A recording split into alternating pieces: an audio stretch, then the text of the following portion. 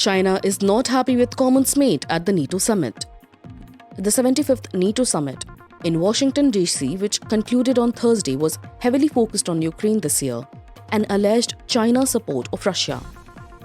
In his final NATO summit, outgoing Secretary General Jens Stoltenberg reaffirmed Ukraine's, quote, irreversible path to membership, unquote, and rallied support for the country's continued attempts to repel a full-scale Russian invasion. France also reaffirmed their support for Ukraine, claiming they will continue to support as long as necessary. Ukrainian President Volodymyr Zelensky, for his part, called for quick steps to lift all limitations for Ukrainian soldiers, including allowing US weapons to strike within Russia. However, the continued support for Ukraine and the remarks against Russia in the declaration, which mentions the word war, has irked China. China's Foreign Minister Wang Yi has hit back at NATO's groundless accusations that Beijing is helping Russia in its war on Ukraine, the BBC reported. He has also warned the Western alliance against stirring up confrontation.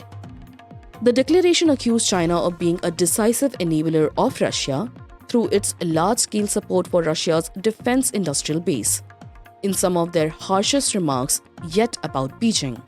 They called on China to stop all material and political support to Russia's war effort, such as supply of dual-use materials, which are items that can be used for both civilian and military purposes.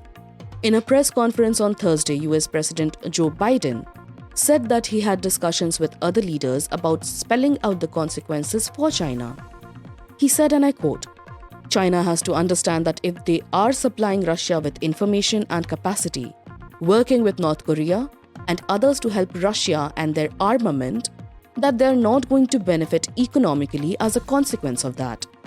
I think you will see that some of our European friends are going to be curtailing their investments in China, he said.